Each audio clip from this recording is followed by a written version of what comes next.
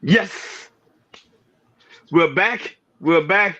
We are back. Happy Columbus Day for those that do celebrate Columbus Day. Guys, as you walk in, please make sure you hit that like button. Please make sure you hit that subscribe button. Please make sure you hit that notification bell on the right hand side. Remember, we do go live each and every Monday, Wednesday, Friday, 6 o'clock Eastern Time. Like always, thank you for tuning in to KR Culture Radio. Hakeem, Jordan, what's cracking like? What's cracking like? What's cracking like? Feeling good. Feeling great on this wonderful Monday evening, Monday afternoon. So hey man, we about to get it on, we about to get it in. It's a Monday, it's a fresh start. So hey man, let's go, let's get it.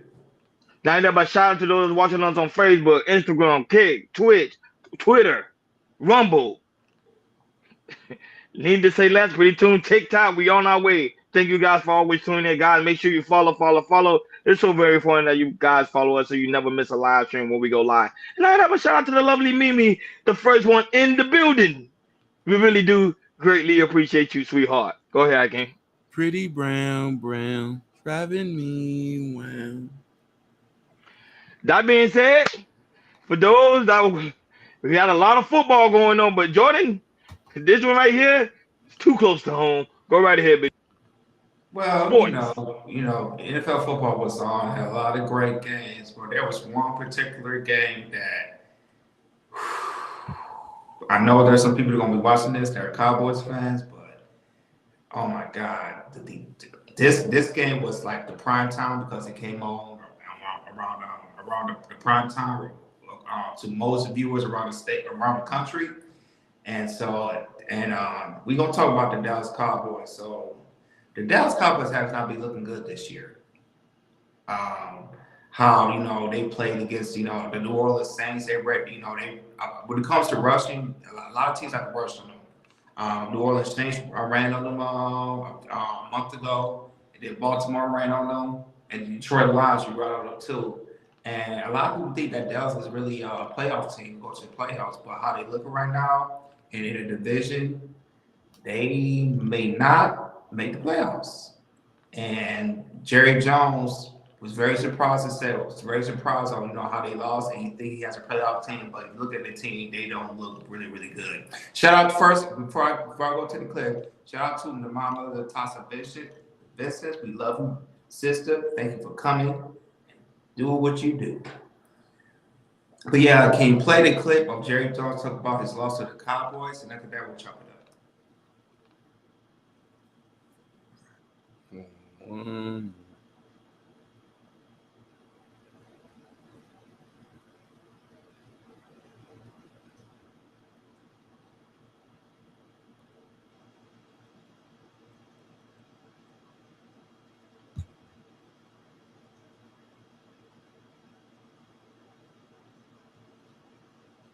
About that. Can't do. We're not. We've got to assess. We've certainly got a bye week, but there's nothing magic about a bye week. You can do some things differently within 3 days of some of the things that bit us out there today. This was very concerning, and it was very humbling, and it was very I felt bad because of all of our great fans, and especially the ones in the stadium, and certainly the ones that are all about the Cowboys. So we've got a lot of work to do. I'm glad we got this bye week coming up here. It'll give everybody an opportunity to get out and actually practice what it is that takes you to be more successful in a game like this. This was a shocker. I thought we would do a lot of things better in that football game, and I think we can. We just didn't do them out there today. So I don't have a lot of answers. What are you going to do about it? We're going to go to work. Going to use the young guys we've got out there, the reps they're getting, the experience they're getting. We're going to try to make that help us get in position to win some ball games.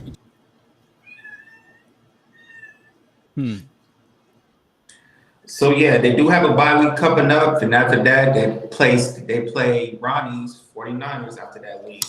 And make matters worse, it was Jerry Jones' birthday yesterday, and we gave my Detroit Lions gave him a old fashioned butt whooping. So go ahead, Ronnie. Is this so? Ronnie, my question is to you. Does this show that how good the Detroit Lions are, or how bad the Dallas Cowboys are? It showed how bad the Dallas Cowboys are. This season they even though they gave Dak Prescott a great contract, he's still not performing well. He's still only averaging about um like 250 yards per game. CeeDee Lamb is not highly performing because of the fact is that Prescott is not passing him the ball. He's only averaging about 70 yards per game when normally he averages about 80 to 90 yards per game. Not only that, but he's the highlight of the whole team. And now that they're not running the ball effectively, it's so much going on in the Dallas Cowboys. They just completely falling apart right before their eyes. Now that, but shout out to those that are also watching us right now on Instagram. I see live, and also what's going on? What's up? What up, C? He's also watching me right now on Instagram, and he's going in on the Cowboys because a lot of people are really Cowboys fans. And seeing them not doing well and not playing their highest performance is a sad thing in Dallas right now. I thought yesterday I was gonna go watch the game. It's gonna be something like gonna be very exciting, like very close game. Like you know how Detroit and Cowboys normally do it, be down to the wire. But it seemed like they completely gave up and they let the Dallas Cowboys fans down. Now they come to see the 49ers, and I'm telling you right now, the Dallas Cowboys they're gonna talk it over. They're gonna play well against the 49ers. I don't see it being a blowout game. I see it being very close, very competitive. I just can't wait for it. But Dallas is not playing well, and Jerry Jones got to start holding Dak Prescott accountable. He is the leader of the team, and also Matt McCarthy as well. Even though people give him credit, but don't give him a lot of credit. They don't get a lot of criticism because he's not doing a good job as a head coach right now. Keep it in mind, Jordan. Bill Belichick is still available, so keep that in mind, guys. He's still available. So if he's not doing his job, I see Jerry Jones firing him and getting Bill Belichick. Go ahead, Akeem. Yeah, I didn't watch the game. I did read up on it, and I know this. One thing I do know about this Dallas team, they're just not in sync like they used to be. And times have changed. The mantle is passed. It's time to evolve. The same old strategies you're doing is not going to work anymore, and that's really all I got to say. And Shout out to Ray Midnight for being in the building. Whoa, Ray, man, what's going on, big dog? yeah. Shout out to Ray. He said, fire the coach. Hey, man, I'll tell you this. It goes back all the way to the playoff game with Green Bay whooped on them in their home in the playoffs. And the thing is, with the Dallas Cowboys, you can run all over them. I remember in the playoffs, Aaron Jones had like over 100 yards and 3 touchdowns.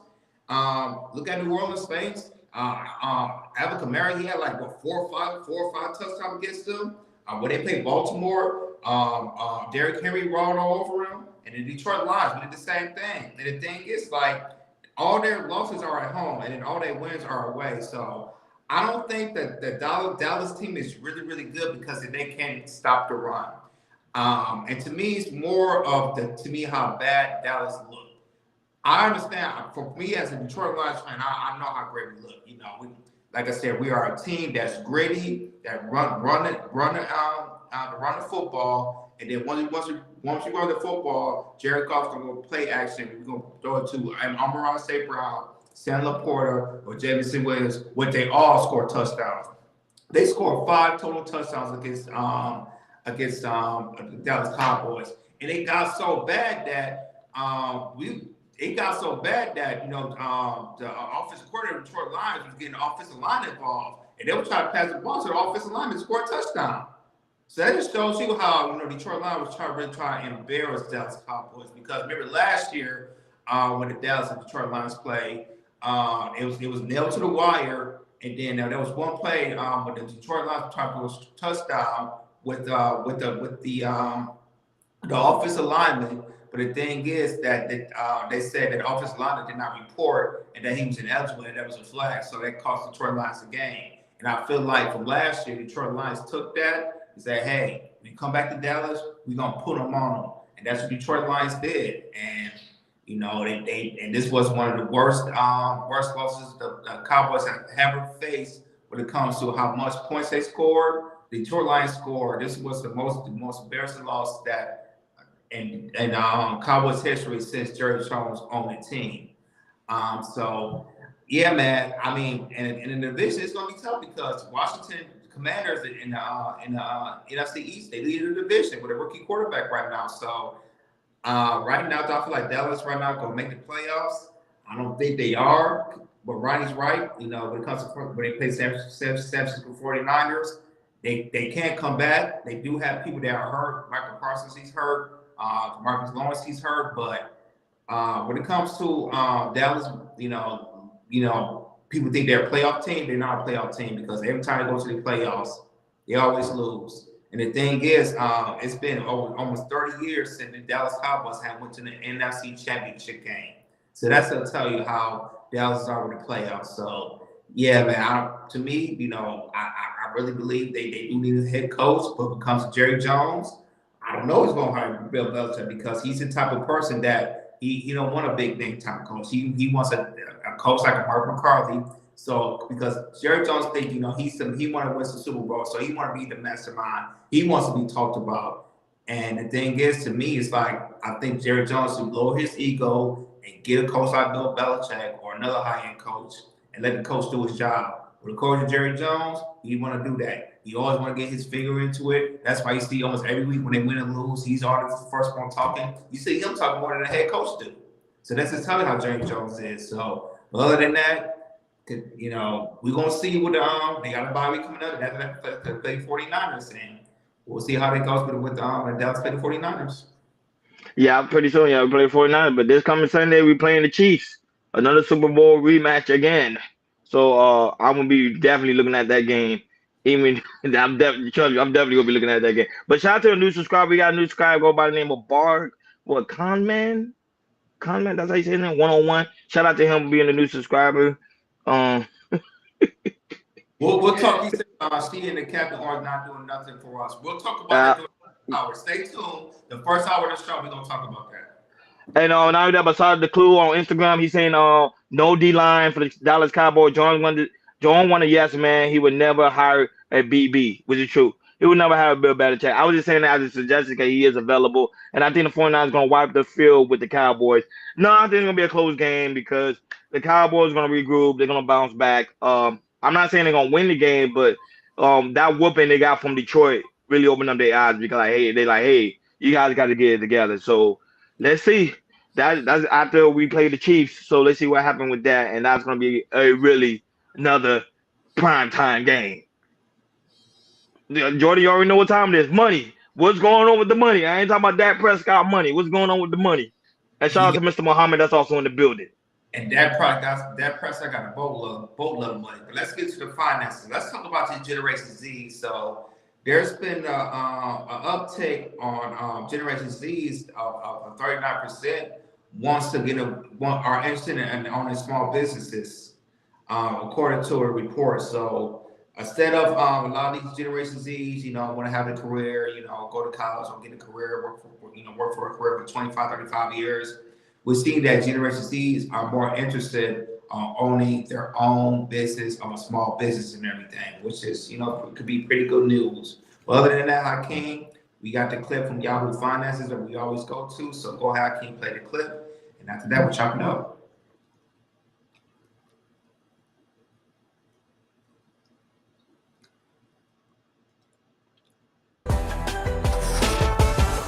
Small businesses are catching Gen Z's interest. Over the past 5 years, Early Talents has shown a preference applying to a wider range of job opportunities within small businesses, moving away from larger firms like big tech.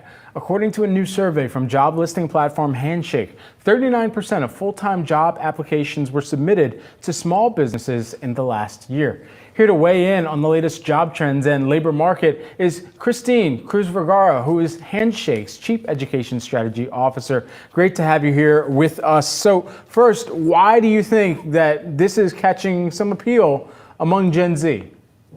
Yeah, of course. Well, I think with Gen Z, there are three reasons why they're interested in small business. The first is social impact. Our students care a lot. Nearly half of them, 49% of Gen Z, cares about making a difference, and they find that that is essential to their definition of career success. And of course, small businesses are known to be more ethical, to be community oriented, to be able to give back in those ways. So, from a values perspective, it really aligns with what they're looking for. The second is location. A lot of Gen Z, 75% want to stay close to family and friends. And while big businesses really dominate the major cities, the small businesses are located in a variety of areas, from big cities to small areas. And so it gives them more flexibility, gives them more options for where they might be able to go. And then the last is really career development opportunities. So Gen Z, like every generation before them, cares about being able to gain more skills, to be able to move up and advance. And when you work in a small company, you get to wear more hats and you get more visibility and the ability to advance quicker. You know, I respect all of what you're saying, and part of me is critical as well about what we're hearing from large enterprises and big businesses and some of the prerequisites that they're putting in job listings as well. It seems like for Gen Zers who are just looking to get for entry level positions or just getting the foot in the door, for some of those positions, it seems like there's prerequisites that don't really match up with what the position is that you're trying to get into as well. So, help us make some sense of that too. Are we seeing shifts in the talents that big businesses are realizing they might be missing out on if Gen Zers continue to say, you know what, I'd rather kind of cut my teeth at a smaller shop or a local operation or a smaller business? Well, I think bigger businesses will start to see a shift in some of that talent go towards small business if they don't recognize that that talent can come from a lot of different places. And there are a lot of different skill sets that can be gained, not just from the degree, but from extracurriculars, from the ways in which they've interacted throughout college, their clubs, their activities. All of those pieces sort of add into that. And I think you're starting to see some of the most popular majors, take computer science, for example, that has really shifted their interest, which before used to really be around big business. And now they've paid attention to the headlines and they've grown significantly in their interest in small businesses and moving towards applications there. So I think there's a shift around some of those different types of skill sets. And if you're really looking for tech talent, for example, small businesses are really emerging as a major player. How much of this do you think is also tied back to work-life balance and making sure that Gen Z has more of a handle of that than generations prior?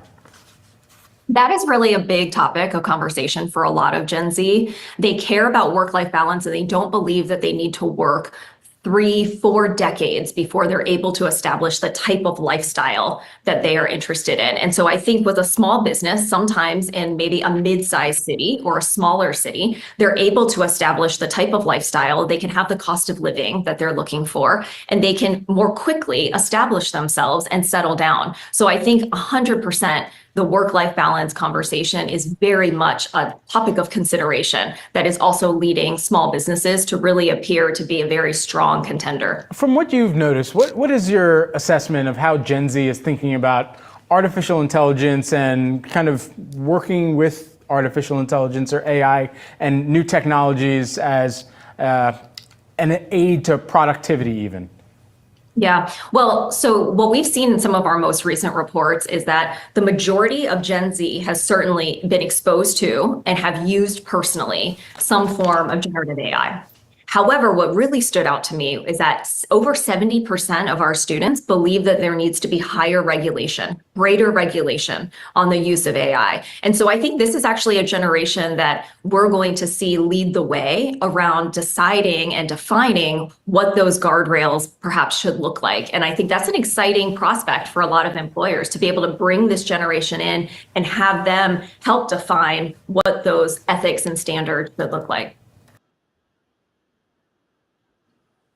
So yeah, so this is looks like it's good news that Generation Z's are seeing like more options of not just going to college or go to the military, and they thinking more about hey, I think like I could be successful starting my own small businesses instead of working 30, 40 years for a company. Maybe I could work something for 20 years And if that starts to go, man, I can retire a little bit earlier than working with a career.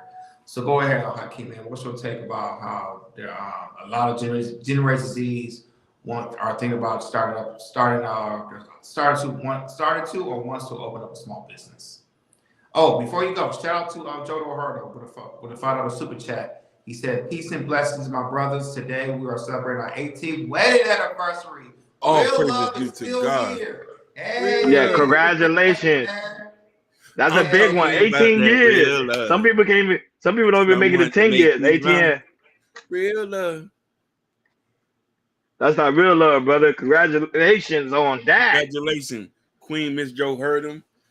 Blessed 18 years and bless you for more. Another 18 years. Blessings in abundance. Yes, sir. So this generation has taught us that the old ways doesn't work anymore. It's because of Gen Z we have this thing. Gen Z are the ones who led gig economy. They're the ones who said that we want to work remote. Everything we noticing now. So me noticing they wants to work for small companies or small businesses is it's the new norm now. Startups. I didn't hear the word startups until the last couple of years. And when you hear a lot of guys say, "Hey, I work for a startup out in DC," a startup is a small business who comes with a new product or something. So it is good, and I think that us being older should look at what the younger generation is doing and pay attention. Because staying at a job 30 years can work, but a lot of people now are switching jobs every 2 years to get more money. So it just makes sense. Not only that, but shout out to Darlo. That's also in the building. Shout out to Kareem Stevie. That's also in the building. Stevie, Is in the building. Shout out to you guys. Not only that, shout out to those that are watching us on Facebook, Instagram, Kick, Twitch, X, and the Rumble. Shout out to you guys so much for always tuning in, guys. Make sure you follow. It's so very important. Gen Z is taking lessons from the older generation and realize, hey, they don't want to work as hard as the older generation did. Now they starting to realize that okay, a lot of resources now presented before us because now we in the age of technology. They're using that technology and getting involved with it, and that's why they on another different level than the old generation, because the boomers are used to like hard work, working hard, not working too smart, but it's about like let's get on the grind. Now Gen Z saying, look, even though they work hard, now there's a lot of opportunity that can make it easier for us so we don't have to slave and work out hard or work. Like you stated, I came working 30 years in a company. Now I could actually build up my wealth and retire young. A lot of them are retiring young. A lot of them are retiring at the age of 40. So is that what I'm saying? If we all could get on board and understand why Gen Z the way they're doing, because I recently I was watching a video I think earlier this morning. It was talking about how 9 to 5, the method of 9 to 5 is dying. Why? Because Gen Z realized, hey, you no longer need to work a 9 to 5. If I put my money in a certain amount of investment, I can actually increase my wealth, even though I don't need to work at like a full shift at a job. So that's why they're using that. That was us older folks got to realize, hey, we got to see what Gen Z is doing. Don't ridicule them. Learn from them. Study them and say, okay, we got to get on the same page as them. Go ahead, Jordan. This is what I learned about the Generation Z's. I learned this maybe 4 or 5 years ago. Well, this is before the pandemic. Valuing the quality of life. And a lot of Generation Z's are seeing that value in the quality of life, especially when the pandemic happened. And I feel like, the pandemic really kind of shift how generation thinks about working in a career, working a 9 to 5 and doing overtime, and think about hey, and then everybody started returning to work and everything. When people was they not stuck in the houses due to the pandemic and everything. I think a lot of people think like just think about hey, instead of me working a 9 to 5 or work 10, 12 hours like our past generation did, there's a lot more money that we can make out there when it comes to small business with the dual how social how we hear with the internet age and everything with the technology technology is so advanced is that a lot of people if they're on social media a lot of people want to be more influencers now when it comes to TikTok, Instagram, YouTube, and everything. They see there's a lot more money available now than it ever was before. Back when our past generations. So our Generation Z's are being smart about it and say, hey, if I could work, a little bit more harder on my side gig, on my small business, and build it up, hopefully the next 5 to 10 years, eventually I could, quit my job that I have now and then focus on my small business. If I save enough money, work for another 10, 15 years, I could retire when I'm in my 40s or 50s and everything. So the Generation Z's, it's I feel like, when older generation, this stuff we could learn from Generation Z's because even though we can learn from our baby boomers and Generation X and everything, we could learn about, what's the next things coming in the future. What are our young generations is doing that they might be doing something more smarter and also more efficient. And when it comes to small businesses, when a lot of when the government and banks can give you, small business grants to help you go with business and everything, and and they can put their work into it and everything. It's a smart thing to do. And and looking like and what the Generation Z is doing, they're thinking smart and they want to make money and they feel like they can make money a smart way and efficient way instead of working with companies for 30 or 40 years that we could all see, in probably the next 10, 15 years or 20 years, a lot of these jobs might be gone because they can see a lot of these, robots might be taking some jobs as well. So Generation Z, they're smart. They know what's up. They look towards the future, and also they really focus on the quality of life. And a lot of people, and I tell my and I tell older generations, how important quality of life is because if you don't value the core quality of life, you could die younger than you can't live. You probably won't live to be 70 or 80 years old because you don't have quality of life. I know with the job I work that people that work 30, 40, 50 years, and all they do was work at their job. I heard that a lot of people when they quit, I heard like I'm gonna quit or retire. But a lot of people they retire, I've been hearing like in between the minimum of 6 months to 2 years, they pass out.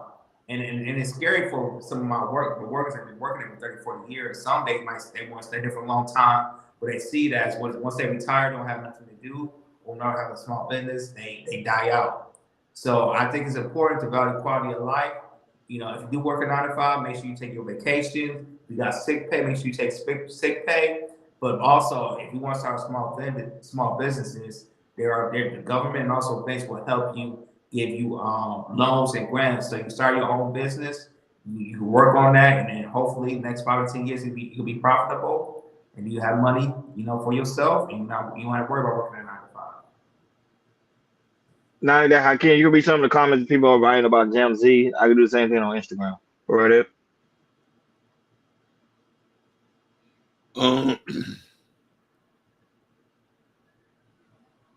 Says you need to have a lot of those out here. It says Gen Z started working from home culture. Gen Z definitely helped bring it back during C19 though. She's just confirming what I said. San Francisco, Silicon Valley are the startup hub, and I often seen smaller groups and business become very successful. I agree. Shout out to Joe No Hurt. Appreciate the well wishes, fan chat will come soon to be an example for our kids. 100%, brother. Sometimes Gen Z, Kareem Stevie, sometimes Gen Z is a bit entitled without putting in the work. I think they need more work ethic. The energy and the innovation is fetching. They're quite smart. Yeah, they're leading the charge. Narrative and dialogues. The money is out here, but black people need to research to find out it because they will not tell you about it. This is another issue with the presidency. They're putting grants in the wrong hands. And now that well, this come from Instagram, this come from C. C say one positive from the C19 is that it forced us and showed the people who can actually work from home and be successful. One of the source of income, one of the source of income that just isn't enough. You need to have multiple revenues. I sees again. I end up at Amazon, Whole Foods, and it pays the bills. So I was saying like some people use this opportunity to learn from because C19 was a bad thing, but also it was a good thing as well because a lot of Gen Z used that opportunity to build multiple streams of income through the fact of streaming, on trading, so many different things. It was so many opportunities. That's one thing about America that makes America so great. There are so many different opportunities, especially for small businesses. That's what I love about America. Small businesses can still win, even though it takes about 5 to 6 years for a business. Because most of the time, the studies show that 5 to 6 years, most businesses fail. But if you could go to that 7 year mark, that's when you're about to begin. That being said, hip hop. Jordan, what's going on in the hip hop world? Shout out to Age that's also in the building. Let's get into hip hop. Let's talk about it. Let's talk about Bow Wow. So Bow Wow was on a podcast called More to the Story Pod, which is it goes who hold this is Roxy's Diaz podcast.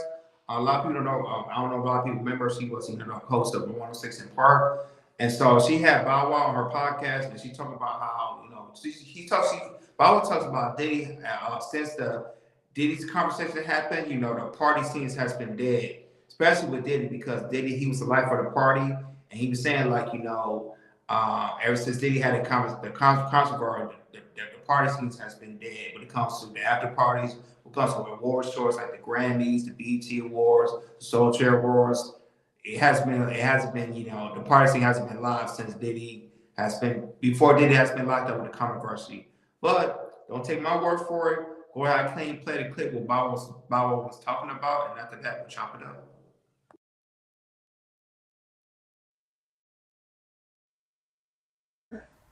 Just never thought I'd see it like this. Like, nah. He's like the gatekeeper to the game, to the point to where what weekend just passed? Like BET Award weekend, it didn't like the past two. They just didn't feel right because there was no motion, there was no parties, there was nowhere to go. Like, let's be very specific between parties and freak offs. No, the industry, like the parties that we attend, like there's me, the Terraces, I left before one. I never stayed. I've only been to 2 parties and I've never seen a freak off. Yeah, but it shows, and once again, I'm separating it, right? I'm talking about him as the artist, the person, right? How monumental and how important he was to the culture because I said, Jermaine, there's no parties. Every year, dude had the fest, and you feel it. It's like a hole. It's like, damn, we ain't going. He was just such a gatekeeper for the liquor in the clubs, he was everything hip hop. Yeah. You know what I mean? So for that to die out, it's like you just would have never thought. And especially when you look at somebody as like somebody you study, somebody you idolize, somebody who you looked at like, yo, when it comes to hustle, when it comes to business and how to run your shit, it's like he was the guy that every young hustler looked up to and wanted to either be like or wanted to, man, I'm gonna pass this nigga. Like I want to pass this nigga. Like he just step your hustle game up. You know what I mean? So it's sad and it's messed up that, we gotta witness this in this time, but it's fucked up. And his kids, I mean, you gotta sympathize with them too. Oh, absolutely, 100%. Never. Just never thought I'd see. So yeah, back in the era where Diddy was having his parties, his exclusive parties, everybody wanna go. All the people from the big celebrities, if you want to go to the party, if you go after the award store, usually Diddy would throw a party and an after party, after party, which technically was a freak off and everything. And you always hear from people say, hey, I want to experience a Diddy party. I never experienced a Diddy party before. And now Bob was saying, after Diddy kind of controversy, he just feels like after the award stores, the party scene has been dead. Nobody don't throw parties like Diddy did back in the day. So go ahead, Ronnie, man. What's your take on Bob was saying the party scene has been dead since the Diddy controversy? I don't think the party. I disagree with Bow Wow. I don't think the party scene has been dead. It's just not highly announced like it used to be. People are still having parties, just privately, so people don't really know what's going on. Because after the Diddy situation, it seemed like a lot of people started talking. Now only certain select people are going to these parties. Not all of them are going to these parties. Not all the celebrities are going to these parties. So I think they're not dead at all. It's just not being publicized. P Diddy was a pioneer when it came to party. Nobody threw it down like a Diddy party. However, we live in a society today where there's a lot of social media. People have their cameras out. People are saying whatever they're saying on the blogs. So a lot of these celebrities say, you know what? I'm not doing that anymore. So I'm only probably buying a select few people to come to these parties, but not everyone is welcome. So I think Bow Wow is kind of getting ahead that these celebrity parties dying in the aspect of being seen in the public eye. But behind the scenes, they still having parties. They probably still having parties day and night. Because now just recently, it was a streamer. A streamer. He literally had a huge party in Miami. A huge party in Miami. So they're doing it. It's just it's not being announced. Go ahead, Akeem. So I want to take this to an account because I watched a podcast not too long ago. So there's two things that's going on. There's a changing of the times. This is a different era, and this is a different demographics of people. The young generation are not like us. They're not partying like that. They're not even having sex. So, and then what accelerated this whole thing was C-19. When that happened, a lot of people stayed home. A lot of people didn't go. Some of the iconic clubs, Houston, Atlanta, Miami, and New York, all gone. Regulations hit a lot of these people, especially on Miami Beach. Some of the most famous clubs are not there anymore. Where people are partying at now. You are right. People are partying.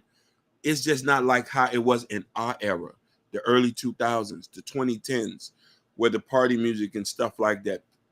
People don't even go to after hour spots anymore. That used to be the thing back in my days, after hour spots. Now, don't get me wrong. There are little hole in the walls people go through. People our age, but the younger generation, when we were there, we fueled the club scene. We fueled the strip club scene. People don't even go to strip clubs like they used to back in the days. Older people. And that's the thing. New young generations are doing different things. They're traveling. They're going on cruises. They're spending money here. So a lot of the money is not funneling in the clubs. I went to a club one time just to see it. It's not, unless there's some like special event or a singing event or something like that, or it's like a brunch. So they're doing different things. This younger generation doing the traditional clubs are obsolete.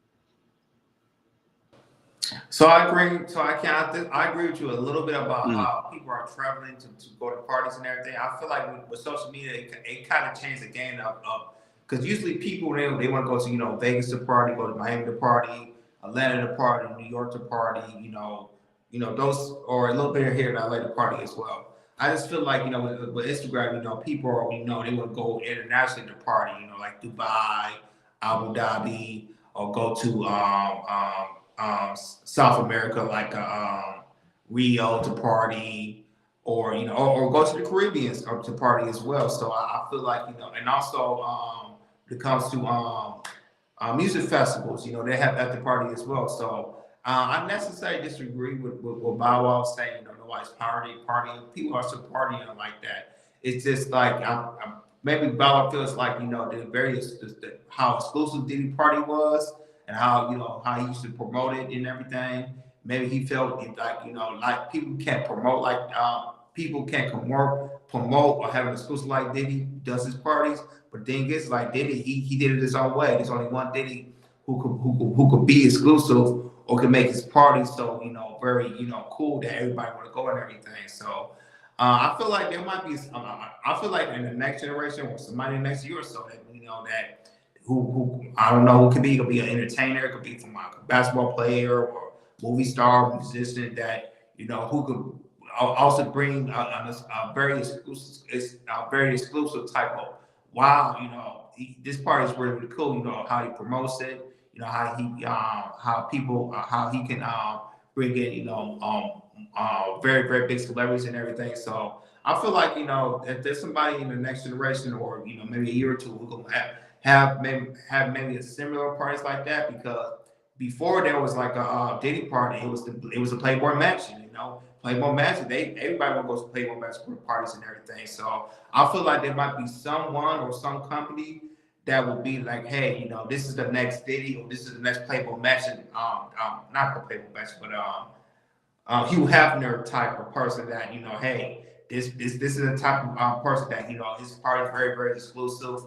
But like I say, it won't be how any free calls, how the Playboy Mansion did, or did it with his free calls as well. So I really feel like there will be somebody else who will have very exclusive parties. I don't know who it is, but it'll definitely be somebody. It'll be the next person who have like, hey, if this man got very, very exclusive parties and everything. So but when it comes to dating, like I said, in your generation, they partying everywhere. You see Cardi B, she's partying, Gorilla partying, and a lot of these rappers, entertainers, they still like to party and everything. But when it comes to the exclusiveness of Diddy, he was one of the rare persons who said, hey, if you want to go to the party, go to Diddy party. But I feel like somebody else will be up as exclusive as Diddy and also Hugh Hefner, but it won't be all the type of free calls. But I feel like somebody will take that title and say, hey, I gotta go to this person's party. Not that, but shout out to the lovely Sherry Bryan, that's also in the building. Great to see you, Sherry Bryan, that's also in the building. And also the lovely Shiesty Bum is also in the building. And not only that, but we also have a comment from a Kid subscriber. And he said, do you guys react to music? No, we really don't, because the simple fact of YouTube. Why they keep kicking me out? You still here? We see you. We see you. He has to go back. Well, I'll read some of his comments, Hakeem. So he said, do we react to music? We don't really react to music like that due to copyright reasons, but we do interviews for musicians from time to time. So we gonna be on the look about that. We usually have it on a video side, but on a live side. But yeah, I'm gonna read some comments. So Shashi Bun said swingers have them all the time, which is facts. She said you can have Diddy parties, you just don't be drugging them. She also said you just can't be drugging people and flying a prostitute's house, which is facts. And I feel like with this different era and everything, you see that the different era is gonna be changing everything. So I feel like there's gonna be exclusive parties, but it won't be free calls in the past, back in the 2000s, 90s, and 80s. Oh, shout out to Sherry Bryan in the chat. Shout out to Sherry Bryan. We see you, lovely. But hey, hold on, Sherry. I didn't see her. What's up, baby? Yeah, I don't see her in the I don't know. That's what. Oh yes, she's on there. Yeah. Just don't ever think that we just ain't see you, honey. Yeah, because sometimes our chat go so fast, and sometimes we're talking and everything, and sometimes we're chatting and everything. But yes, Sherry Brown, always a blessing. Always lovely to have you. And I'll read one more comment on Narratives. Adalo says, well, the thing is, I agree with Hakeem. This generation does not know how to party. Their definition is just being in a moment of light, cameras, and actions just for the culture and concept. That's a good point. That's a very valid point. But yeah, man, let's okay, we're done with the hip hop topics, so let's get into these main topics. Hakeem, you ready? You ready, Hakeem? Yeah. Yep. All right, let's get into it. Let's talk about this first topic. So, pull it up real quick. So let's talk about. I don't know if I remember we talked about this, Hakeem, in the past before, but there was a viral video that of how there's a lot of women they don't like to smile. There's women that like to smile, or there's women that they do have like a grin in their look, and they feel like that's that they don't have to smile, and some women are offended when you ask them to smile. They're automatically offended. I said, why you ask me to smile for? I don't smile when I want to smile and everything. So and my thing is, do women like for the men to ask them to smile if they're having a good day, bad day, or just smile in general? So go ahead, I can't play the clip, and after that we chop it up.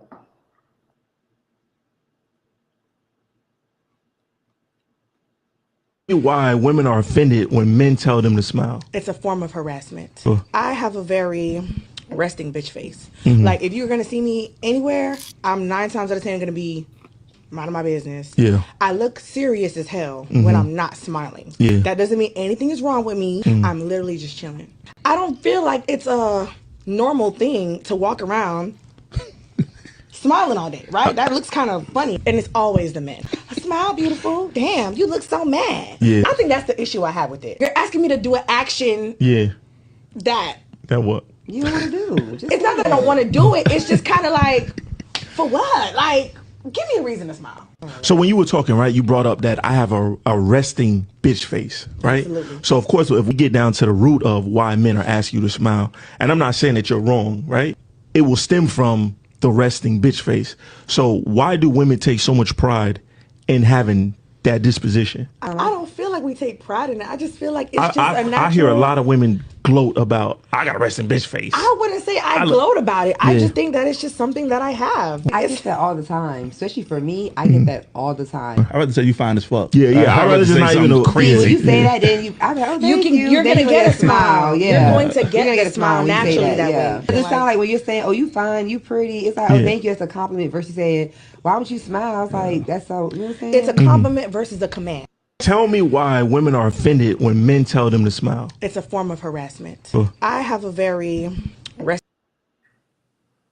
So there you have it. Someone think, like I say, you ask them to smile, they think it's a sign of harassment and everything. But we don't, we don't. I mean, to me, I think it's more of a body language or a body feeling. Like we don't have like a open presence when it comes to smiling and everything. I think you'll ignore a lot of men that you particularly might be your husband or something like that. But go ahead, Hakeem, man. What's your take about how some women feel like you ask them to smile, they feel like it's some type of harassment? This is the case where they want us as black men to just accept whatever. Just accept whatever. Oh, like resting in femininity or being a nice person, we don't know you. So the first thing we're going to go off is your facial expressions. If you look like you're mad or you're angry, that means that stay away. Most women who smile and say and have a good disposition about them or welcoming demeanor, they get hollered at. Every girl I ever seen who had a resting B face or looked at angry, I never wanted to approach them, never wanted to talk to them. I didn't even want to get to know them because I didn't want to get cussed out. I don't have to ask my girlfriend to smile. She would just smile automatically. But other races, culturally, they're who are resting in femininity and walking around, they're walking around with a pleasant attitude. We don't have to ask you to do anything. You don't have to do anything. That's not going to get you the best results.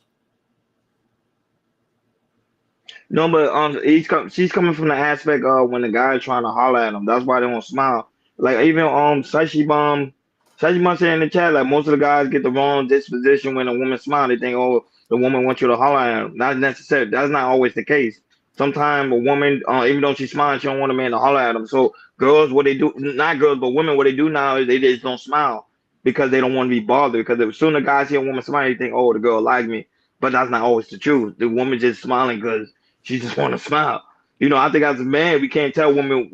I know they always say, man, tell women what to do. That's the woman that's yours. But if the woman's not yours, you don't know the woman from a can of paint. You can't tell her what to do. She don't want to smile. She just don't want to smile. Shout out to Mrs. Chaos also in the building. Jordan's wife is also in the building. Zakia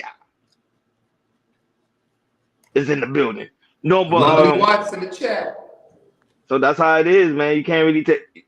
I don't know, man. Always take that serious. If a woman don't want to smile, she don't want to smile. That's on her. That shouldn't mess up your day. Your day is supposed to be blessings and abundance, like it's always supposed to be. Go right ahead, Joe. I feel like a lot of men, they really can't read body language properly and everything. I feel like sometimes when men, when they see a woman they do smile or they have good gestures and everything, or they're very nice. Sometimes men think of it like, oh, she might be, easy to get sex with and everything, which is not true. That's how their personality is and everything. Or also, men sometimes get confused about, with a woman, her body language maybe not be proper or smiling or anything like that. They feel like sometimes they just need to jump in and say, hey, beautiful smile, something like that. But, and they feel, sometimes they feel harassed and everything. So I just feel for men, it needs to be better when it comes to, reading body language and everything. If a woman is nice, open or something like that, okay, she's easier to talk to. Or a woman, she's not so open, with her facial expression and she's not smiling and everything. Just move on, that's what they're feeling and everything, if she don't want to be talked to, don't get talked to. You know, just move on to the next person, or just move on through your day and everything. But I do feel like, you know, when a man asks you to smile, I don't think it's harassment and everything. I feel like they do want to see a smile and say, hey, you know, you got a good smile and everything. To me, the easier to get the woman to smile is, you know, make a joke or make a smile, or try to have like a nice joke, or say something clever to make her smile and everything. To me, that's the easy thing to do, to make her smile and everything. I just feel like, you know, say smile beautiful. I think that's the wrong approach. Or to make a woman smile, if you have a joke or you say something nice to get her to smile, if you do get her to smile, hey, that's okay. Now you can jump in and anything like that and everything. So when it comes to beautiful, just smile, to me, that's the wrong approach. There's different type of approach to make a woman smile. Like I said, make her laugh, or, you know, yeah, just either make her laugh or say something smooth. And if she's smiling, that's when you jump in and attack and everything. So. But I don't. But when it comes to the harassment and everything, I think that's a little extreme of what she said. But I mean, that's how some women feel. You know, they feel like to be harassed, which I don't think it's harassment and everything. It's not that you got to call the police or something like that. But, you know, just do a better job of when, you know, a woman's body language. That's all. Go ahead. Can you gonna say something? So here's the issue I have with that. When I hear women say harassment, I want to know where you've been harassed at. Were you in the ghetto when this happened? Were you at the corner store in the hood, or in Oakland, or in Birmingham? Or were you at a gas station where there's a couple guys out there drinking beer? You have women who don't even smile in really prestigious places, in really places that you should be happy about. Because they don't want to be bothered. That's the point. If you I don't don't know want why to be, guys don't get it. They no, don't we want get to it. be bothered. Listen, if you don't want to be bothered, this is a happy place. They have to go somewhere else with that. No, but they can still be happy. They just don't want to smile. You get what I'm saying? Like right now we happy. We're not smiling. Listen, you get what I'm saying? We're not smiling. We're men. We're men. But women are expected to be pleasant and happy. So this is why I'm saying, like, I see a woman. No, but prime example, Hakeem, when I be smiling, literally when I be smiling on the workplace, when I go out, people think I'm flirting. You know what I'm saying? Like, and I'm literally, you already know Hakeem, I'm a literally happy person. Like, yeah, going out, we having a good time. But I'm saying, like, that's just me. But I can't say that for the next woman. Woman's not like, oh, shout out to the lovely Jalen's also in the building, Houston and also Ruthless Truth is in the building. I think, man, we trying to control women. And that's our biggest downfall. I'm saying we can't control these women. Like, let them be them. You know what I'm saying? I emphatically disagree. Because let me tell you why. Other races of women smile all the time. No, that's not true. I used to believe that too, but you know, we live in a diverse world in Miami. I understand. Miami is very diverse. All these Hispanic women don't be smiling. They don't want to be bothered. Listen, I've traveled so much. I lived in Massachusetts. I lived in New York. I lived in these places, even in Georgia, where I frequently used to go. You know what I mean? Like, there's people who smile and who don't. It's a disposition within our own community. You listen, and I agree with you. You do not have to smile, but don't think you're going to get a good welcome. Don't think you're going to be welcomed where you come in. I have a question. Do you feel like women that don't smile, like, do you feel like they hurt them to get a high quality man? They'll never get a high quality man if they don't smile. That's bull ass. That's they'll BS. They'll never get a high quality. You know that's BS. We live in a Miami. No, they'll never get a high quality end type. That is totally BS. No, we're not dropping the link, Rufus. We're not dropping the link. Not today. That's BS. Listen, I want to live the real world. They'll get somebody to have sex with them, but they're not going to get a high quality man to marry. Listen, a mean girl is only good for sex. Not for marriage, only good for sex. And like, put your face here.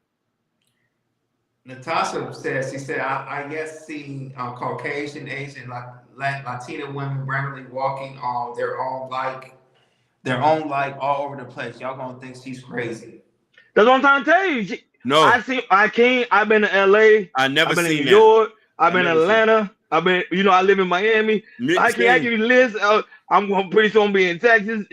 I'm going all these different places. No. And I see high end places, and I'm telling you, women don't smile all the time. And I'm talking about the Latinos, the whites, Cause remember, Listen. they human. They be mad Listen. too. They human beings. A smile will get you a long way. A smile will make the situation better. When you don't smile, I'm running far, far away from you. Shout out I to don't White even Hot, but want you look, here. the way it's not. But look, White Hot say Hakeem is right. Other women give fake smile. That's not real. That's fake. I'd rather the fake smile. Oh my god. Oh my gosh. That say Mimi drop a positive comment on the chat, but oh my gosh. Mimi say something positive because Sugar Mom agree with Mimi. I'm trying to see what Mimi said. Shiesty said it earlier. It's not entitlement, Mimi. Every woman smile. You might feel entitled to not smile. You don't have to. You just can't stay here. You can't stay here rent free. You need to exit to the left, to the left. Everybody move to the left, to the left. And Shiesty about to say that. Why haven't she having a bad day? I said she have a bad day. She's a human being. Hey, listen, look, listen, look what dialogues. We're gonna go back to what you used to say. Mean girls love hood dudes, and she loves trauma and pain. What you used to say, Ronnie? They love the pain. I already know. I know that. They want the pain. Like, I know that. Ruthless want to comment. Ruthless want to leave, but it's not the topic for the day. That was it. Kind of closed, but I'm just saying, like, that's why we ain't dropped the link. But I'm just saying, like, no. Now I'm gonna ask Ashley to review that. We go to Ashley channel and hold it down. Let's go to Ashley party. But I'm just saying, like, women just choose. Hopefully Ashley's here, or maybe we can write it down for and give it to him. Oh, Lord Spike Protein's in the building. Hey. Long time, big dog. Salute. Thank you. Look, I can't got all the ladies smiling now. They just being nice. It's fake. It's not real. Listen, Lord Spike Protein. Listen. You like the fake one. You don't want the real one. I have a welcoming demeanor. That's that you gotta smile. So when you don't smile, I'm running away. I'm not buying no drinks. I'm not welcoming you in the bar. If I was the security guard at the club, I'm denying your ass from getting in. I'm denying your ass from getting in. Yes, I mean everybody keeps saying the link. They ate the topic for the link. No, they dropped the link. We'll revisit it on Wednesday. Jordan, revisit this topic again on Wednesday because everyone wants to drop the link. Today is the link day. Go ahead. All praise. Hey, this is my wife just texted me. My wife just texted me. She said, "Well, she got messed up teeth." It's still good. I might. And I seen you lying. Listen, I might pay for the veneers. Listen, Joe don't heard him say, on this day of reflection, the climate now, I think Allah, my wife smiled at me 18 years ago. Stop playing with me. A smile get you a marriage. A smile get you a marriage. You don't smile, you don't get marriage. You'll get sex. From the hood guys, have my homeboy Ronnie say pain. Because we know y'all girls like pain is love. Pain. Cry when we're having sex. Pain. You know you want it. You know you need it. Don't smile at me. We always and a dollar. We always acknowledge the man in the chat, but sometimes you got to be balanced. We got to be balanced. Women are still human beings. They can choose not to smile. They can choose when to smile. You can't force a woman to smile. If a woman don't smile, that's on her. You can't tell her, baby, you need to come here. No. Now I come to the workforce, and the workforce require you to smile. Then you need to smile. Yeah. But outside of that, and you walking in these streets, you going to the mall, you going to a club, you don't want to smile. That's on you. You're not messing up my day. That's you. Voluntary never press a woman, Miss Vincent. Most definitely. But listen here, most women who has and Miss Vincent has a beautiful smile. She on her picture she smiles. So listen, Miss Vincent, you have a welcoming demeanor. So let's not get so this. You know what I'm saying? A lot of them need to learn from you. You feel me, John? If you smile, you'll get a lot more. If you're soft, you'll get a lot more. If you're feminine, you get. Diallo, I'm not a panda. That's one thing I'm not. It's a panda bear. That's one thing I'm not. That is not. You go far left with it. That's one thing I'm not. Most of the time they call me toxic on the panel. That's one thing I'm not. I'm just talking about when we talking about this topic here. You cannot force a woman to smile. You just cannot.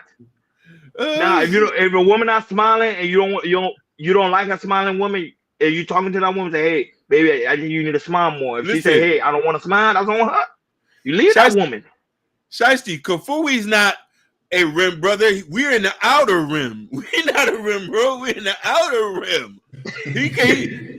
Now, Lord can never be a rim, bro. He said, Joe, 100. that's what I thought. Her smile was specifically offered to you, not because you asked her out of nowhere. That's odd and a part of this story. No, listen here, Natasha. Don DeMarco. No, Natasha, listen here.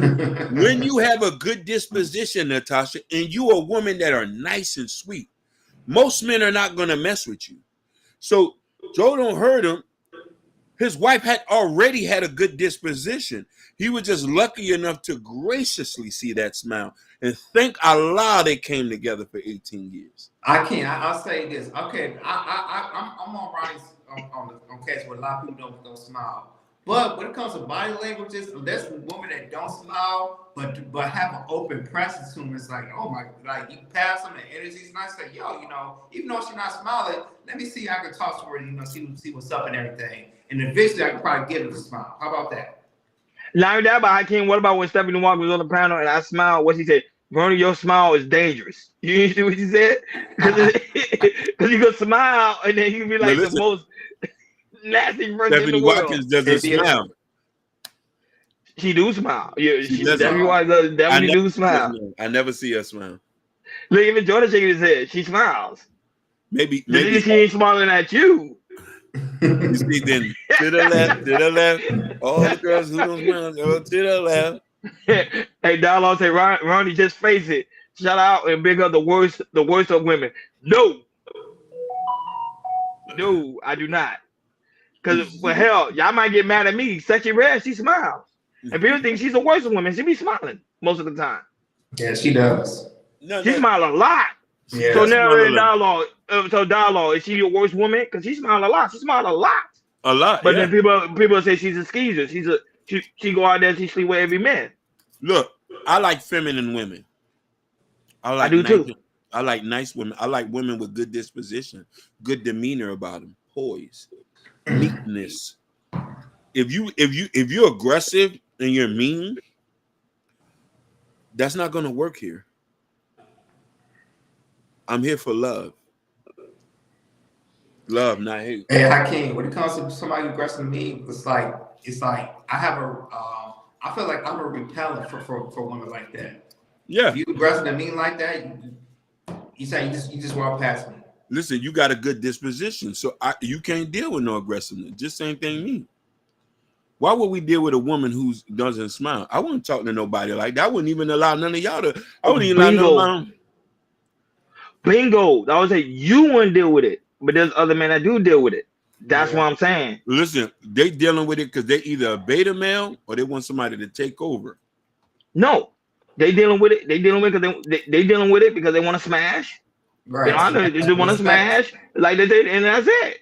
Nothing less, nothing more. Nothing like I say. She like that. Okay, I'm gonna rock her world for that. I'm gonna make her be fit. No. Some men think So Hakeem, now that about Hakeem, so you telling me every woman you dated all don't smile every day of the day? No, they didn't smile. The ones Bingo. That's what I'm trying to tell you. The ones who did not smile, they was for sex. But I didn't think about marrying them. Let me tell you something, my love. Like I said, my wife, she don't smile a lot. No. And you're emphatic. I emphatically disagree. She don't. Listen. Do you smile a lot? If listen, you were to tell the you and your wife have beautiful pictures together where she's smiling. She seems like she has a good disposition. But usually, like during the day, majority of the day, she don't smile like that.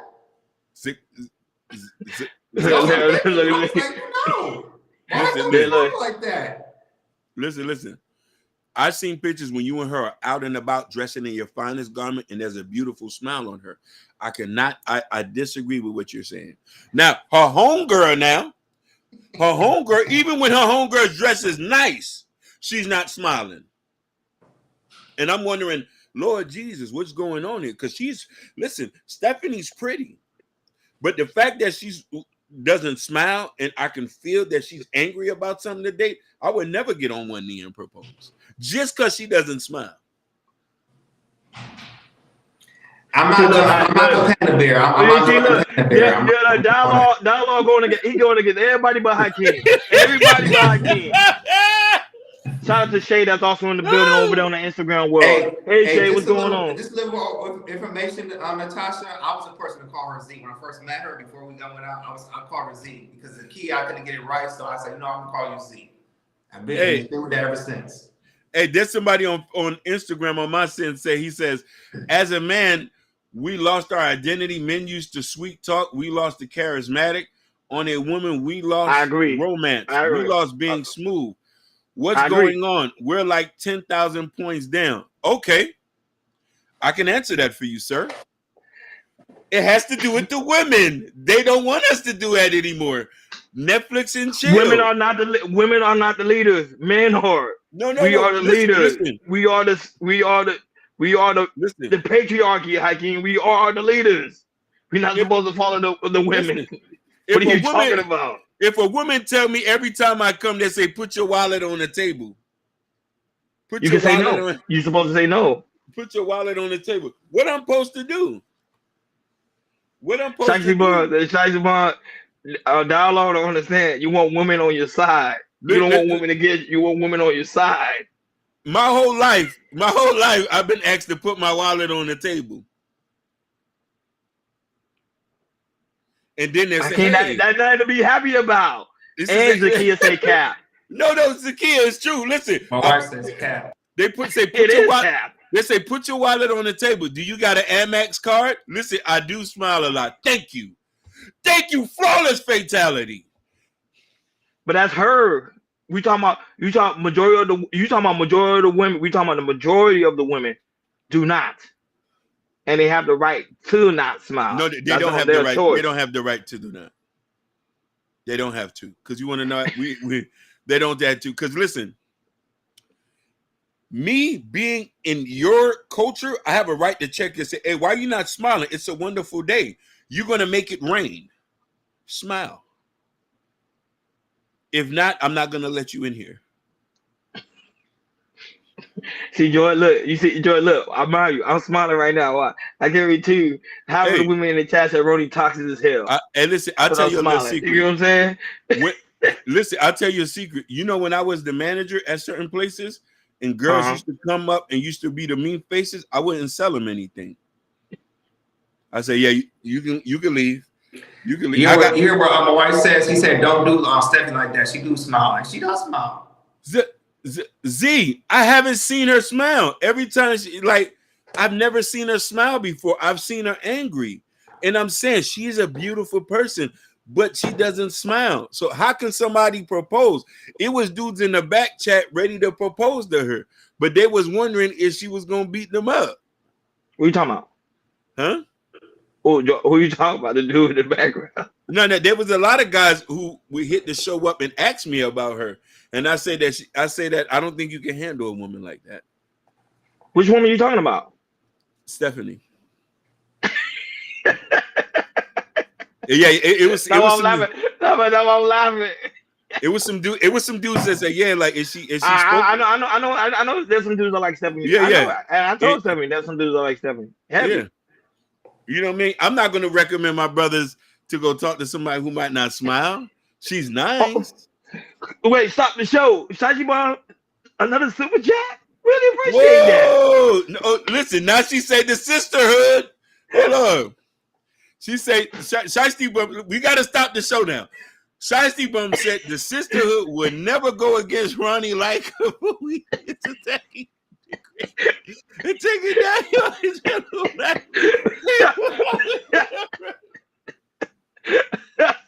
I told you dialogue, me and dialogue going in the chat. No, Kafui. Listen, I support Kafui. No. Kafui, me and Kafui going at it. We going at it. Oakley till I die. Oakley till I die. Oakley till I die. Shout out to Hey, shout out to the 2 month support. It says, fellas, I hope everyone is having a blessed week. We are, brother. Hey, Mimi, tell Ashton to review this one. I promise you, we will be lit tonight about women smiling. She's crazy. She's crazy. He Go said the ahead. scenario was different than what you are talking about now. LOL. But Hakeem, we understand. LOL. You want a smiling woman, and you have her, and you will never have two. I'm confused about this statement. What does she mean by this? I mean, what did she? Okay, because remember, you want a smiling woman. You Yeah, want a smiling woman, yeah. but you'll never have to be. So pretty much, because remember, you want a smiling woman, but remember, at the same time, it doesn't have to be that. Because remember, she's not gonna smile all the time, But based on what she's saying. I'm a Or I could be spokesperson. wrong. I'm a spokesperson for most men, and I want them to have smiling women, and they support that. They want smiling, submissive, feminine women. But to me, if you want that, make sure you set the standard for that first, so she would know. We Like, setting hey, that. like, hey. I mean, like the first time you meet the woman and say, hey, baby, whatever. You're not smiling. I find you to be interesting. No worry, I'll bring a smile on your face. Whatever the case may be, whatever game you want to use, whatever No, match you no. want to use. Listen, And then when you get into that conversation with her on the phone, say, hey, if you're gonna be with me, I need you to be smiling because you're gonna be Hey, representing me. Go ahead. I was say, I know when my wife, when she smiles the most, is when I cook. mm, She eyes will always be popping out her head. She's be on But like this. Jordan, but Jordan, she gave her the caveat. She said she naturally smiles, so you can't use that, big dog. It's listen. already in her. Yeah. And not that, but remember, keeping in mind she was raised with her father. A lot of these women wasn't raised. That's a whole. Yeah, A lot of the women wasn't raised in the father. The father was supposed to teach her like, hey, baby, make sure when you go out there, make sure you smile. yeah. Mhm. You get what I'm saying? I want to make something clear because I know Z said something in the chat. Z, I know she's a sweetheart. She just doesn't smile. That's my only gripe. She doesn't smile. Oh, but Hakeem, I think Mimi had more points. I think it was mixed up. So you got to go all the way down, then connect all the way to the top. So that's why you misunderstood. So you got to go all the way down because we were referring to you. He said propose. He said you want to No, smile. before that one, go down. Keep going. And you'll never have to force her to smile. Keep going. You got to go all the way down to where, then go up. Oh, I don't see her You now. see it? No, I don't see it. I guess that was the Yeah, it point. disappeared. Yeah, yeah. Mimi, just rewrite it again because it disappeared. But It's not like I, restream. I get what Mimi said, but Mimi, as a woman, if you want your best possible outcome, you got to come out here and smile. Men who want to do marriage and do for women, they like smiling women. Mean girls don't get nothing but sex. A lot of sex. Rough, mean sex, but not beautiful marriages. Oh, Yeah, but anyhow, we reached the hour mark. So guys, make sure you like, share, subscribe, and hit that notification bell on the right hand side. Right now, we're about to deep dive to the main topic of the show. Shout out to those that are watching us on Instagram, Facebook, Kick, Twitch, Rumble, X, Twitter. Thank you guys so much for tuning in. We really do greatly appreciate it. And thank you guys also in the comments, man. Y'all make the show what it is today. Even though we go at it at each other, I love it. I love it. Love it. Chat lives matter is undefeated. Keep it going. Don't stop. Support the platform. Become members. Do what you got to do. Super chat, whatever. This is have fun with it. We're about to hit the main topic. Dialogue, you got to come on the panel one of these days. I promise you. Me and you gonna go. We're gonna go at it one on one. But Jordan, do your thing. All right, let's get into the main topic. Let's talk about Kamala Harris. So, Kamala Harris has been seen in the last few weeks that a lot of black men are either not going to vote for her, either they're not going to vote, or vote for Donald Trump. And it's been building so much that Barack Obama had to come out and had to tell the black men that he was highly disappointed that it should be very, very clear that you should be voting for Kamala Harris. And as all three of us, we did respond heavily, and we didn't like where Obama was coming from. But now that Kamala has been hearing that a lot of black men won't be voting for her, you know what she did? She wanted to make an agenda for black men so she could win the votes. So this is what she's going to do for black men. So this is our policies. So the first thing she's going to do is Mayor Raga marijuana legalization to get more black men who's in jail, prison marijuana, try to get them out. Also provide forgivable loans for black men, addressing voter concerns, protecting cryptocurrency investors and expanding education. When it comes to also health equivalent initiative too when it comes to black men, meaning that African Americans include that suffer from like sickle cell, diabetes, mental health challenges, put more into emphasis on helping that out as well. So I guess Kamala has been hearing us. Oh, shout out to Gore for the $20 super chat. He said chat lives do matter. Keep cooking, fellas, and that's what we're gonna keep on doing. Appreciate you, Gore, and appreciate all the super chats we be getting. We appreciate you guys very, very much. All right, going back to Kamala. So Kamala has been hearing a lot of black men because she like I said, now she believes that black men votes are getting very, very crucial because the elections is just weeks away, and so now she want to put down spell out some positives when it comes to black men. So go ahead, King, play the second part of Kamala, and after that we'll chop it up, and then after that we'll play the first part. So play the second part about our policies for black men. On NBC, MSNBC? Yes, correct.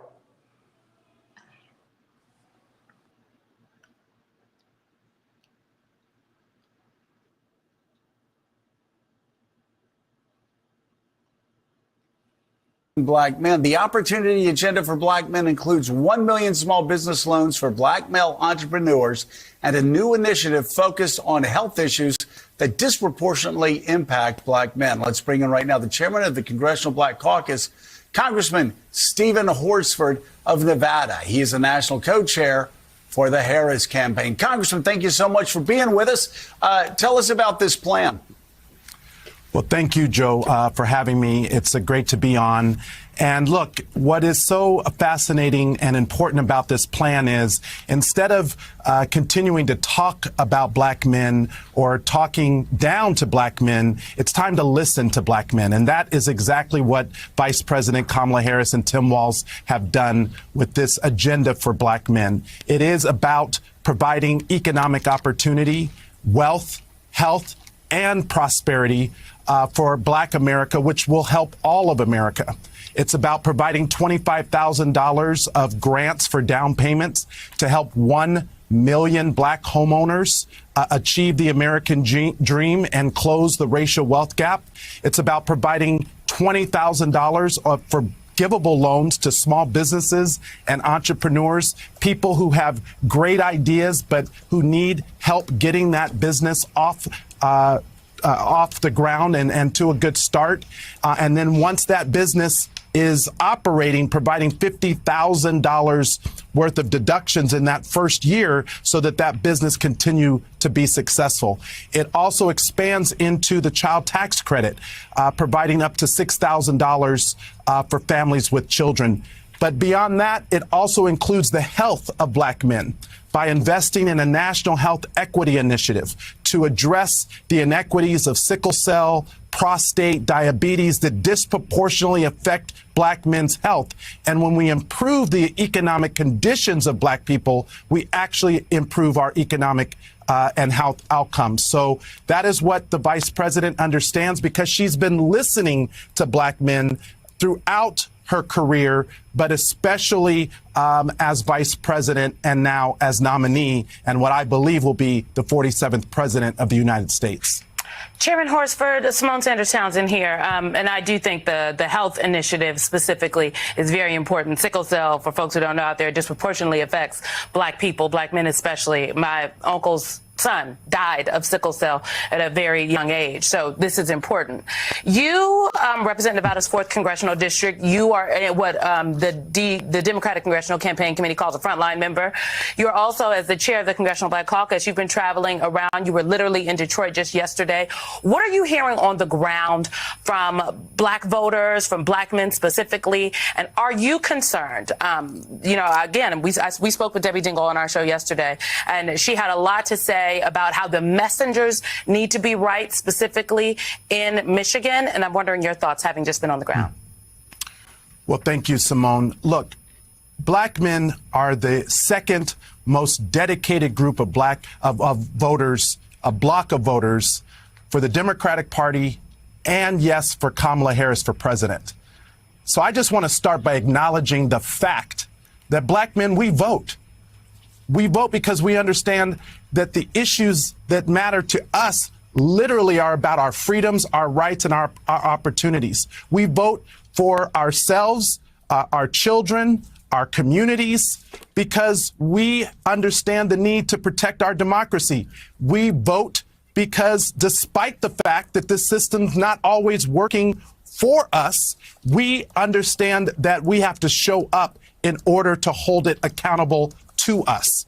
And the vice president, the Harris-Walz campaign understands that. That is why they are meeting Black voters where they are.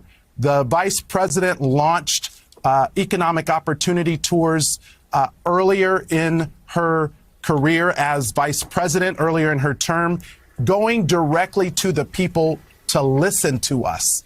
This is the thing. I think too many people are talking about Black men and talking down to Black men. It's time that they listen to us and understand that we want the same thing as anyone else. We want opportunities for good wages. We want opportunities to acquire education and skills and training. We want to be able to retire with dignity and security. And we want to be able to leave a legacy to the next generation, our children and our community, after a lifetime of work, to be able to have something to show for what we've done here on this earth. And so, again, I want to commend the vice president because in this plan, she actually centers Black men. Do you know only 1% of Black men are teachers in our public school system? That hurts all of us. If we don't have, it matters who we have at the front of the classroom. So she's talking about making sure that there's a teacher pipeline for Black men in our HBCUs and our community colleges, apprenticeship programs, and other skills training to make sure that we have access to these opportunities for ourselves and our communities so that we can all grow together. And when we do that, it helps lift up all of America. All right. Chair of the Congressional Black Caucus, Congressman Stephen Horsford, thank you so much. So there you have it. So, for you in Pittsburgh. We'll play it for later, Hakeem. We're gonna react and play it for later. So I'm guessing that she started listening to Black men all of a sudden, and she threw out some stuff to help Black men. So my question, I want to know who want to go first. I'm starting with you, Ronnie. Do you feel like Kamala Harris is doing this because of the votes, or she's actually going to want to help out Black men? I don't think she's trying to help out Black men at all, because right now she's in office right now. What has she done for Black men? She's in office right now. She's vice president. What have Joe Biden and her have done for Black men? Cook. Case closed. Cook. So now she's going based off, because she understands that Black men been speaking for a very long time. And not only that, they didn't even mention the fact that right now, currently, there's a lot of Black men that's homeless. They're not even mentioning that.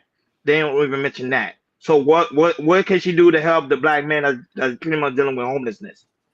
Health is very important. Don't get me wrong. Health, businesses, you already know, when it comes to money, all that is true.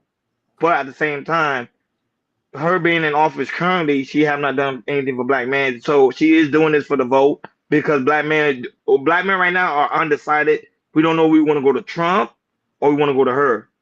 Small percentage of Black men are going for Trump, but there's still a huge percentage of them are still undecided. They fickle. That's why now they got Barack Obama talking about Black men. Now you got her talking about Black men. Pretty soon you're going to have Joe Biden talking about Black men. Yep. Go ahead, Hakeem. Time for you to cook. Hey, brother, you cook for me. You just said the proverbial thing. We had them for 4 years. You now want to create a plan? Now? Prison reform. I didn't hear nothing on prison reform on there. Getting a lot of the brothers that are locked up out. Changing the, you know what I mean? So like, what are we talking about? You're just mad because you stirred the pot and you've been hearing a lot of us barking back. Like, hey. And I'm gonna say this like I said, ain't you from Canada, girl? Ain't you from Canada? Barack, ain't you from Hawaii? Are you from Mississippi, Carolina, Oakland, California, Houston, Alabama, South Carolina, North Carolina, Clayton County, DeKalb? Did your mama? Come on, man. Now that, but remember Jordan, one of the, because I'm reading it right now as we doing this. Her number 8 thing is say support black farmers. That's one of the biggest issues they was having this year. Black farmers say, where's Kamala and Joe Biden at? Now she's talking about let's support black farmers. Come on. It's full of BS. But go ahead, Jordan. BS. Listen, as a black man, I'm reading her policies like this. Okay, all right, this is what you want to do, and this is me. I ain't falling for it. As a black man, I ain't falling for it. No, do better, Kamala. I ain't falling for none of that. Okay, I ain't voting. Nope. You want to do this right now? Since black men are leaning towards not voting at all or vote for Donald Trump, and Ronnie said it perfectly. You've been as a vice president for 4 years and not thought about doing a dang thing about black, not just black men, black people in general and everything. And that's what I talk about the history here as a, putting a black man into jail in California. For what I've seen, there's videos out there on YouTube. You guys can look it up now. So Kamala, I see what you're doing. You won't put Barack last year's how you disappointed a black man, this and that and everything. And now, when it comes to the elections coming up weeks and weeks from now, you know what? Let me make a posture for black men, because I'm a little nervous and everything, just a little nervous. Because as you can see, if you go through about the last 4 or 5 elections, there's been a fall of black men are not voting for Democrat. Even though majority of black men vote for Democrat, there has been a decline of men either not voting or voting for Republicans. So you can see that declining little by little by little. So Kamala, as a black man, I'm not falling for this, because if you would have did this, you would have did this while you was in office immediately. Or do something. If you would have did something, do half of that right now. So, you could say, Kamala, I know what, some of this I'm going to do right now. Right now, you're still a VP, and Joe Biden's still a president. Do it right now. Kamala, I am not falling for this. A lot of this black men are not falling for this. And how's it looking when it comes to the elections? You in trouble, Kamala. It looks like Trump's going to win. So, and the thing is, Hakeem, I want you to play the next clip right now, because I want to hear what she said about black men, black men's vote. Go ahead and play the clip. Before some students at the University of Pittsburgh, which is my alma mater, and he said some things that really ruffled some feathers in the news. He said, it makes me think you aren't just feeling the idea of having a woman as a president. You're coming up with other alternatives and other reasons for that. We have not seen the same kind of energy and turnout in all corners of our neighborhoods and community as we saw when I was running. So when you hear those words, I'm sure you were briefed on the situation. A former Ohio State Senator, Nina Turner, she came out on CNN and said, why are you, putting black men up against the wall and pressuring them into something that possibly, they don't want to do if they want to vote for you or not. So my question to you is, do you think that what President Obama said was the right thing to say? I'm Justin Carter on ground here in Greenville, North Carolina with the Vice President Kamala Harris. She's announcing something big, not only for black men, but for all black people. We also talked HBCUs. We talked Beyonce. It's all coming up on a special edition and exclusive TSR News. Vice President Kamala Harris in the building. VP, are you with me? I'm with you. It's so good to see you again, Justin. Thank you. It's been so long. Since Well, not January, really. I realized. Yeah, it's been like several months. And January 2024, Yes. you invited us for an Air Force 2 trip from LA to Las Vegas. Remember that. And it was just with Chef Jeff. We were talking about some policies that you were initiating, and now here we are. How do we get here? You smell good, you look good. Oh, that's better than smelling bad. Thank you. I know, you smell great, you look great. Do you feel great? Kind. It has been a whirlwind for you. I feel good. You know, listen, we have 23 days as of today until the election, and I'm in these streets traveling and talking with folks. We're here in North Carolina. It's very exciting. You know what's exciting for me is like the rally we're about to do this afternoon in states around our country.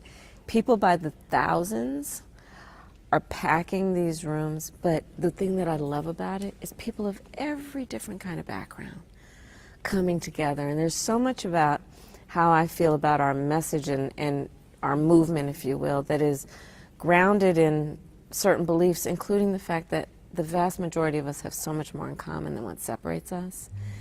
And it's so important to me that over the course of this campaign, we must win. That's our first imperative, no doubt. But that we build up community, right? And coalitions. I think that's so important. One big theme of your campaign has been freedom. Yes. Freedom, right? Yes, yes. Freedom, freedom, I can't lose. I'm not going to mess up the words, and I don't want to get telling sued you, it's so by good. Beyonce. And there are a couple of versions that she has, right? I know. Did you call up the queen? Like, how did that work? She absolutely gave me permission to use the song. I love her, and have you met her? I have met her, but not since I've been running just now. But I have met her, and she's just very special. Yeah. Talk about freedom and what that means to you. Why that song? It's just imperative. It's crucial right now, what's going on in 2024.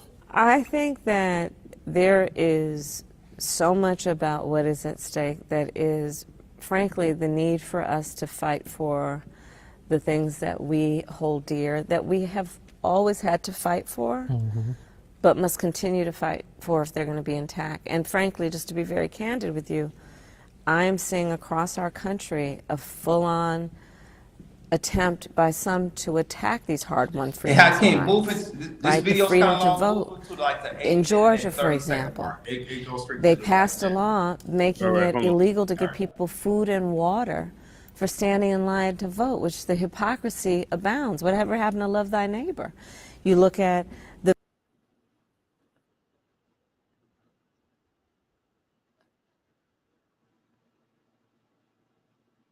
where you've been talking about really encouraging Black men specifically Yes, to get yes. out and vote. And I do want to talk about the numbers. I crunched some numbers at 3 o'clock this morning. 90% of Black voters overall. That was from the New York Times and Siena College.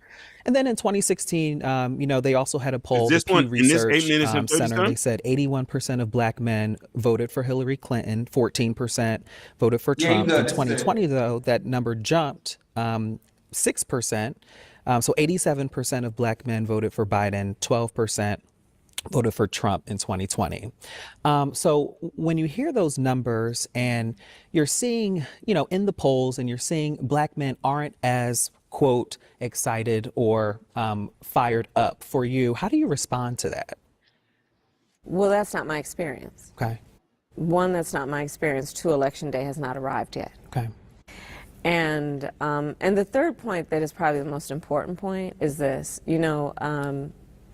When journalists ask me this question, I often will say to them that let's be clear that your underlying premise is not an assumption that I'm supposed to have Black men in my back pocket in terms of their vote, and that I should be taking that for granted, because I don't. Black men are no different from anybody else. They expect that you have to earn their vote. And that's why I'm out here doing the work that I'm doing about talking with folks, listening with folks, because I'm running for president of the United States. And it is incumbent on me to earn this support. And that is why I'm talking with folks about the work that I have done in my career, whether it be in particular as vice president, what I've done to put more billions of dollars actually into community banks to increase access to capital for small business owners. Even before I was running for president, I convened a bunch of black small business owners, all who were men, and I purposely convened them. I brought them into my ceremonial office at the White House to have a meeting about what their needs are and to make sure that they have the information about what's available to them in terms of financing, capital, and access to capital, support for what they want to do in terms of building or growing their business. So that's the kind of work I will continue to do. But here's the other thing that I think is equally important, is pointing out that there are two very different visions for our nation that are being presented to voters right now. On the one side, you've got Donald Trump, who wants to take us backward. Donald Trump, who, let's not forget, when he was renting his apartments and his property, refused to rent to black families. Donald Trump, who, as it relates to 5 young black men, they were actually teenagers and Latinos, the Central Park 5, he took out a full-page ad in the New York Times calling for their execution. They were innocent. Donald Trump, who referred to the first black president and suggested, remember the birtherism lies, that he couldn't have been born in the United States. Donald Trump, who in his Project 2025, you know, the various things that would happen would include allowing it or making it easier for companies to not give workers overtime pay. We capped the cost of prescription medication at $2,000 a year for seniors and capped the cost of insulin at $35 for our seniors. That's our grandparents, our parents. Black folks are 60% more. She totally went off the rails. She did. She didn't even answer the question, bro. She didn't. She never answered the questions. Joe don't hurt him. It's just a bunch of word salad. She never answered the question. Every time they ask her a question, she never answered the question. But then they always get mad at Trump when Trump don't answer the question. Because I get it. Now, every time they always go back to the Joe Biden and Trump era. The simple fact was when the black man was voting for Biden. But people have to fail to realize the reason why a lot of them voted for Biden because they wanted Trump out. They was upset on how he handled the pandemic. His presidency, even though it was doing his presidency, but they were like, afraid of. During that time with Trump, a lot of black men was working. That's a fact. Y'all can look it up. A lot of black men was working. A lot of black men was literally striving, making action a good wage and good living. But after the Trump era left, that's when everything started going down here. Now you see a lot of black men. Now the numbers went high for homelessness. That's why I mentioned, the healthcare situation, the job market situation. A lot of black men are still being imprisoned due to the fact of weed, which is still surprising because weed is now illegal in a lot of states. But some black men still in prison because of weed. Yeah. So now the other time I'm looking at her policies for black men stating that they're gonna make a better way for men to work without a college degree. That's their quote unquote number one focus is to make sure black men are working without a college degree. I think that's really good because that's why I keep telling people I think you should be going to college for certain things, but not everything. Even if you want to practice law or be a doctor or something like that, I think you should go to college. But like them other small degrees, you don't need to go to college. To me, the job market should be easier for that. But that's one thing I do agree with her when it comes to that economic plan. But everything else, it's foolish because she in office now. They haven't done anything. But go ahead, Hakeem, your thoughts. I agree with you 100%. He said, don't sell your soul out for Trump checks or his economics, and definitely not Kamala. 100%. I'm just saying, PhD was in the chat. I'm scared. No, the George is the economic policy. That's the one. That's the one we're talking about today. Go ahead. He said PhD would say not true. Black men was working livable wage, low skill during Trump, and have continued under Joe Biden. I don't know PhD, but I guess the numbers doesn't say that. But go ahead. The numbers doesn't say that PhD, but so I disagree. The number doesn't say that. But go ahead, I can. Yeah, so I'm looking at it like this, she just not wanting to address after the stir up. At the end of the day, I personally feel that she don't really want to do anything with it. I think that we're just she think our voice doesn't matter. You know what I'm trying to say? And doing anything for us is like, why would we do anything for you? You're just going to go along with the program anyway. You know what I'm trying to say? And we have real serious issues out here. And, you know, I mean, how are we going to combat it? So that's my thing. Like, she went around it, and she's more focused on building a community instead of focusing on things that are important. If you're marketing yourself as being a black candidate, but you say, we had so many different nationalities in there, but when I look, it's predominantly black in there. But she's focused on this multiculturalism thing. So I don't mind, but you ain't gonna get it. She said the numbers do say that y'all never been higher in there. Yet. See, we got Yeah. yet. Y'all never been high earners yet. Black folks. He said, black folks mind your business. Really was true. Oh my God. Oh, it's easy for me. It's easy for me, Kamala. The stuff you said you said do it. Just do it right now. Do it right now. I don't want to see. I don't want to hear that you're gonna do it for your next presidency. Just start right now. Do 2 or 3 of those things you're gonna do right now. Because the thing is, Bonnie, y'all said earlier, like Sarah's been in office, you haven't done nothing to help black men or black people in general. So why would we think you'll do it in your if you be elected president, if you haven't done that, or haven't done it, or try to fix it, or tell Joe to do it while he was a vice president or anything. So to me, you know, like I said, a lot of black men is not gonna fall for this, especially you want to put this out weeks away from the election. You think a lot of black men is gonna fall for this? No, it's not gonna happen like that, man. So when it comes to the elections, which is gonna be very, very interesting. I'm not saying she doesn't have a shot. She does have a shot. But if she lose, I feel like the Democratic Party gonna look at the numbers when it comes to black men, either who voted for Trump or who did not vote whatsoever. Point blank, period. Yeah, no, I'm saying it's just to me. I get where Ruthless coming from. And say black folks stay out of white people's business. But however, it is our business because we live in the United States. Whatever happens in the White House affects everybody in the United States, whether we believe it or not, whether we vote or not. It does affect us. Remember, we're older now, but when we're gone, our kids gonna be running the world. So if there's policies in place that is not comfortable for our kids, you gotta think in the mind. You gotta think in the mind. If this war continues, our kids will be going to war. 18 to 20. I think it's 18 to 32. I believe so. Mm-hmm. They're gonna be going to war. It's gonna be a draft. So I don't think people want that. So you guys gotta wake up. This is a very serious game that they're playing, these politicians. So, you know, this election here, I told people this is gonna be a very serious election. Shout out to the mom father Kendall that's also in the building.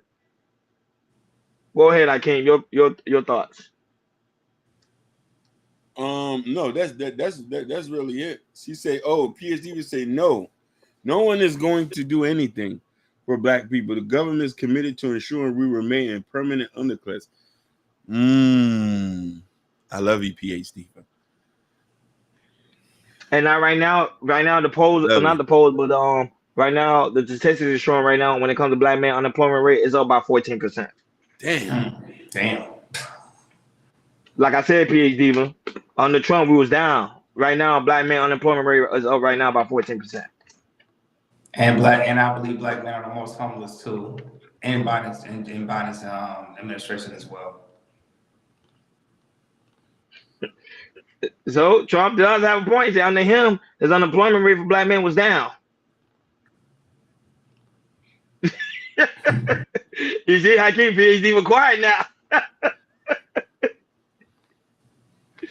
I see that. I'm not a Trump supporter. I'm not a Joe Biden or Kamala Harris supporter. I'm for America. I'm for America. I think America is a beautiful place. I just don't like the direction where America is going. No. PhD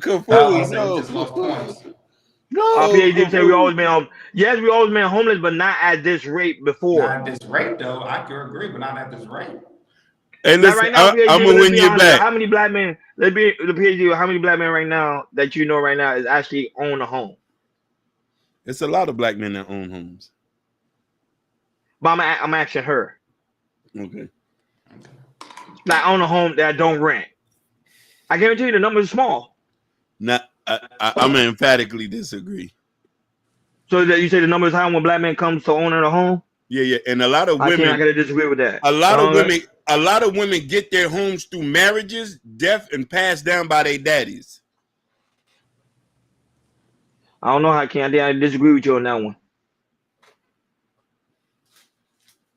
See, look, PhD say y'all never own a home.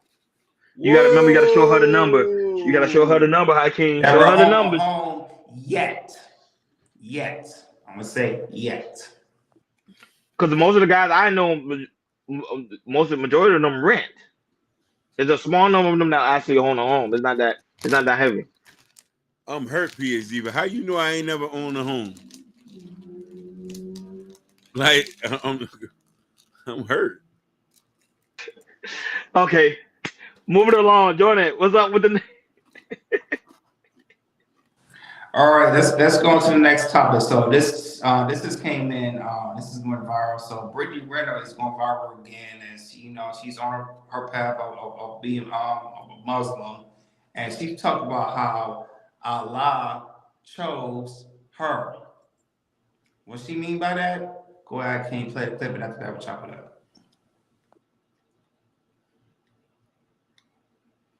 Islam. I didn't. I am a human with very limited power and awareness. I have learned that God selects who he wills for his mercy. So let's start there, for those of you who don't think I'm qualified, okay? A lot of you claim to know my life story, why I do what I do. Well, then you would know that for quite a while I've been suffering. When did you notice that my smile began to look like a strain? And when you noticed, did you reach out? Okay. I've been in search of the truth my whole life, looking for some sort of guidance in the stars, astrology, numerology. But the truth is, the only guidance is God's guidance. And when you don't live for God, you live for others. My life has been a reflection of that. I have profited off my body, beauty, antics, often drunken, giving myself to the world, hoping for something back, wondering why I'm feeling empty, comfortable in my misery because I have known no other way. Mountains were moved in my life. We as humans would call them miracles, but to God wills and it is. It's not a miracle. It's another day at the office. At that point, how could I deny the truth? Because when those mountains started being moved, it was only because of prayer and acknowledging our Creator. That was the only difference. Islam is the only religion I've been drawn to. And when I got the call that it was time, I took my Shahada August 5th. Haven't looked back. All I know is utter devotion. So to put the hijab on, to change, it's nothing. Done. Allah has been answering my questions along the way. He called me to this faith for a reason. And I will not question it. You know when people say it would take an act of God? Okay, well, here you have it. And for those of you who are confused, I'm not surprised. Because most of you are double-minded.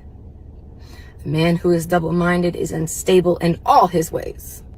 For once in my life, doing this for me, to be right in the eyes of Allah, to die in full submission to Allah when it's time, is my only goal.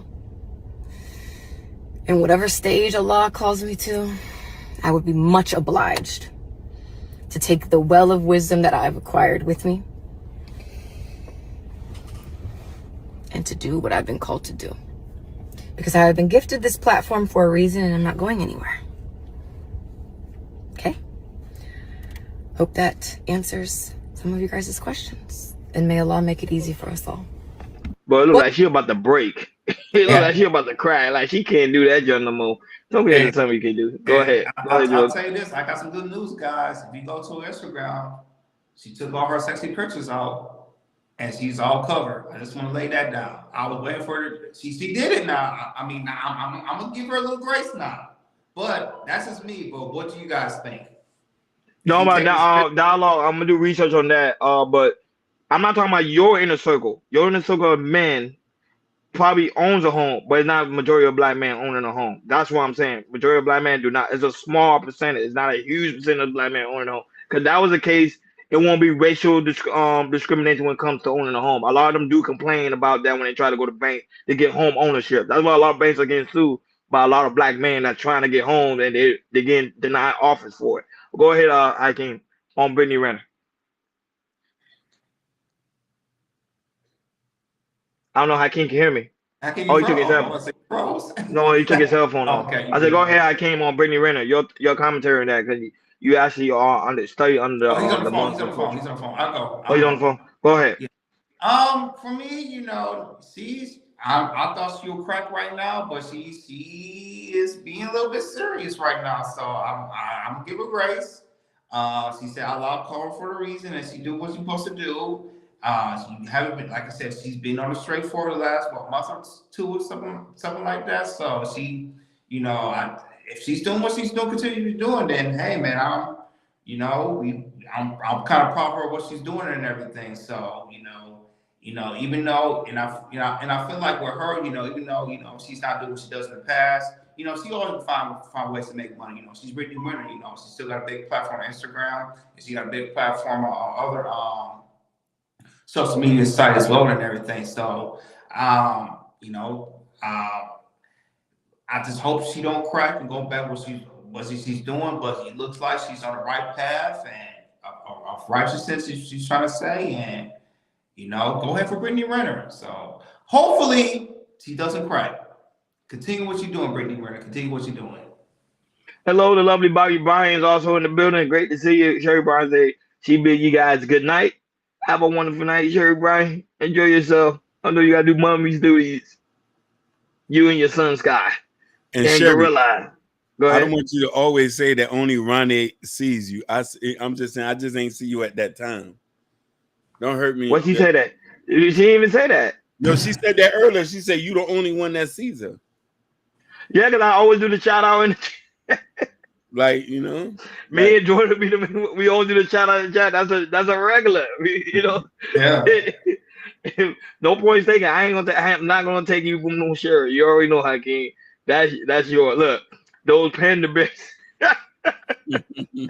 Dialogue, man.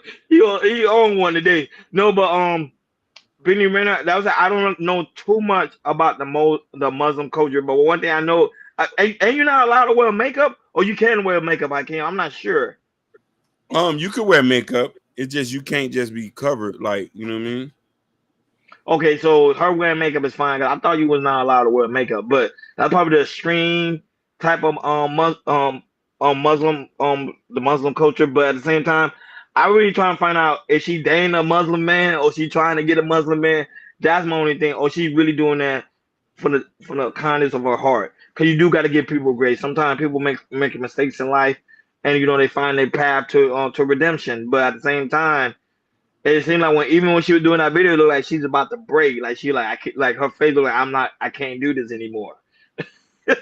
So I hope she's not playing and she's really taking it seriously. And she is. Like Jordan saying, all the pictures are down. Kudos to her. Keep up the great work and keep fighting for it. Remember at the end of the day, it's your soul and your redemption.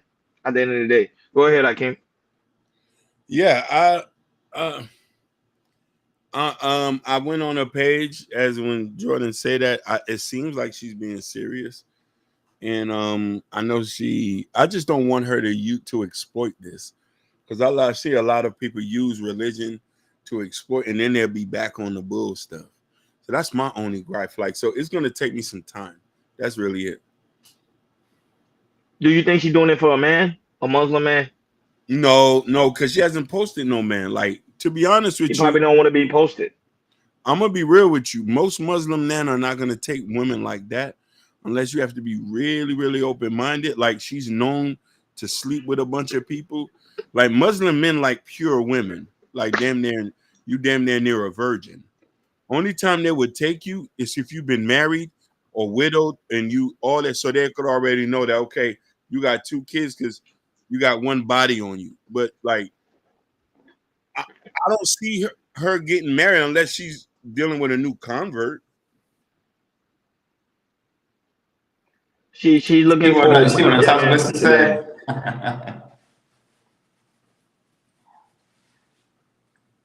Yeah. Like, you got to be really pure. You got to be damn near a virgin for certain things. I don't think she's virgin enough. Oh, shout out to No Chaser. That's also in the building. Shout outs to No Chaser. The whole point of joining their religion is so that people before her doesn't pay attention to her past. Same thing as baptism. Yeah, I agree. It is for people not to pay attention to the past, but you got to keep in mind the internet, Google, anything The you book, post her book. is gonna be there forever. YouTube gonna be there forever.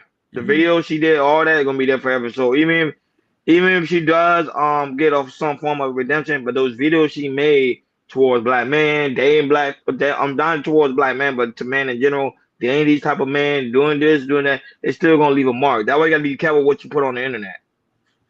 Very careful, because it follows you all the way until you have children. It still follows you. So you got to be careful. On these internet, it's pretty much forever. That's what I always tell people. Be careful what you post on the internet. It'll be there forever. Even after you delete it, it's still there. Because they could go and retrieve it. Anytime, any day of the time. So, Jordan, I don't know you got any final topic before we head out. Let's see if I have a quick one. A quick one. Time is against us. Yeah, give me 1 second. I'm not sure Ashley going live today. I saw him went live earlier. So I don't know if he's going live. Let's let me find out. Oh, let's talk about this. Let's talk about Slim Thug. So Slim Thug believes that if he mostly to women, he believes that if you got someone's name or face tatted, that you might be suffering from mental illness. So if you got a face tatted on an arm, a face tatted on a person, or somebody's name on it, you feel like you got some type of mental illness. Go ahead, clean, play the clip real quick, and after that, we'll chop it up. For my bad. Which one again? The Slim Thug. Slim Thug. Oh, okay. Yes. I'm getting old. I didn't. No, Hey. it's called overworked.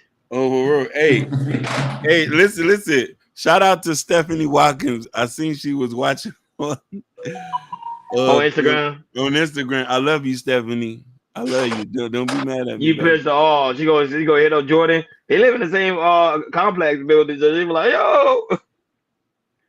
Go right ahead. Slim Thug. Last comment. You said the girl that's on the plane? Jordan. Huh? You said what? The girl that's on the Slim Thug. Slim Thug. My bad. You see, I just forgot that quick. It's all good. Yeah, Slim Thug. Mm-hmm.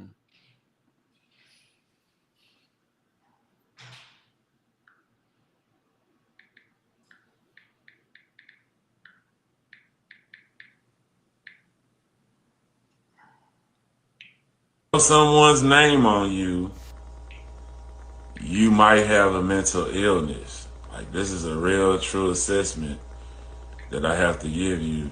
You know what I'm saying? And if you got like some shit on your face, it's 100% mental illness. If you put somebody's name or if you put somebody's face on your face, go get your chick. Go get your chick, my nigga. Like, go ahead. Go ahead. Say, man. It's a for sure chick for you, kid. Straight up, go pick it up, man. Cause what made you think I want to do that? What kind of love you on? To where you gotta put somebody's face on you, or to put their name on you to show that you wrote someone's name on you with them, like. And then y'all broke up. Now you gotta get this shit covered up. Go get your chick, my nigga. With them, like.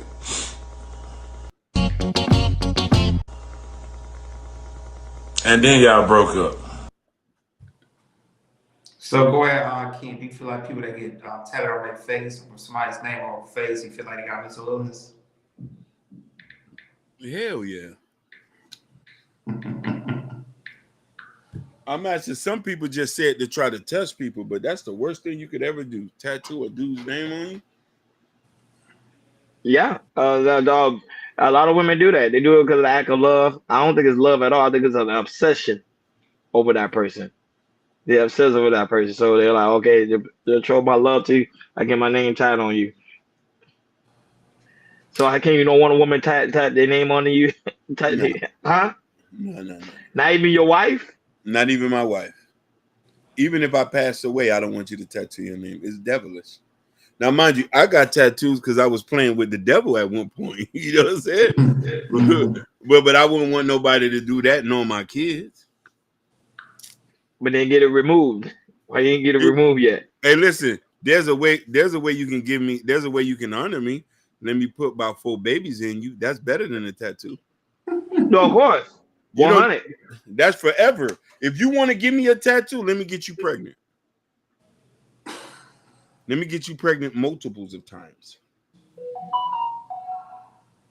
That's a tattoo I want. Where I can start looking at people and say, who this is? Oh, that's my first son, my second son, that's my daughter. I think that's my daughter. Yeah, like to me, that's the biggest love a woman can give is that childbirth. Go ahead, Jordan. Please don't make this quick. When I ever see a woman that has her face tattooed with a name or face, I be like this.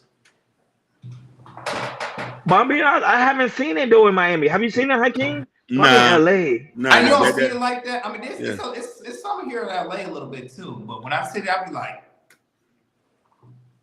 yo, I think it's crazy when I see the guys with the tattoos with their tattoos up to their neck. I say, y'all never getting a job. Oh man. Let's just burn up. Let's just burn up. Not like a burn up job. Yeah, like y'all forever working at Burger King or Creek, the concrete place. But I rarely see that now. Before I used to see it a lot, but now I rarely see that with people like long tattoos like on their neck. Or even tattoo on their face. I more see that in Jacksonville.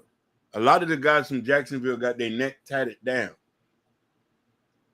I don't know where it is. I know a lot of Chicago guys got that. That's not pretty.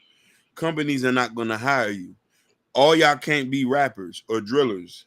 Y'all going to go to prison and leave all these young girls to old guys to take for you. And I already know. That being said, guys, make sure you like, share, and subscribe. Hit that notification bell on the right-hand side. Remember, we do go live each and every Monday, Wednesday, Friday, 6 o'clock Eastern time. Guys, make sure y'all go over there and subscribe to Ashley Green channel. He will be going live right after us at 8:30 Eastern time, 7:30 Central time. So guys, go over there and subscribe to the channel. Right now, I see people subscribing to the channel. Shout out to those that are subscribing to the channel. Because, we got a little partnership going on with Ashley Green, the creator of Sachi Event, and also his co-host, Mimi, that was also in the building. The lovely Mimi that was in the building over there holding it down each and every time they go live. Shout out to the mom, mother, Natasha Vincent for coming through, always showing us love and support, holding us down, conversating with people in the chat. We love you. We love you. We love you. Shout out to you, Gore. Great to see you, Gore. I know you working like a hawk. Boy, when I see you in the chat, I'll be like, man, Gore's in the building because Gore, you work crazy over there in California. You and Dialogue, man, y'all over there, y'all be working hard. Shout out to y'all boys, man. Y'all always holding it down, man. See Hakeem and Jordan, PhD is wrong. Black men do work. We working out here. I don't know about the other 14%, but us and in the Chaos Radio side, we working. And this is for PhD, but Granddaddy done passed down a bunch of houses. Remember, y'all couldn't work back then. So who was making all the money passing down the houses? Shout out to the lovely PhD, so Supreme Goddess PhD that was also in the building. She still be listening, tuning in. Great to see you. Can't wait to see you Wednesday on the Wednesday panel. Hopefully you, Rufus, you guys that can come through Wednesdays. I would love to have Rufus wanted to I'll drop the link. So I don't know if we want to revisit that topic again. I think we should. So Rufus could spill his thoughts about it. Should black women smile more? Yeah, they should. They should. I think I'm gonna write a bill to require black women to smile more. Shout out to the lovely Barbie Bryan, Sherry Bryan, that's also in the building. Her son Sky and Gorilla Black. Shout out to Shiesty, the lovely Shiesty Bum, that's also in the building. Man, I love Shiesty Bum, man. She be supporting. I really like that. When you support, I gotta show you love. Shout out to the mom, father, Kendall, who also in the building. I know he's probably getting ready for work, so I know he's gone. I know he's gone. Yeah. Shout out to the lovely Mrs. Chaos, Zakia was also in the building. Kareem, the lovely Kareem was also in the building. Shout out to her. Guys, y'all want to see Kareem on the panel, make sure y'all go check out that interview we did a week ago.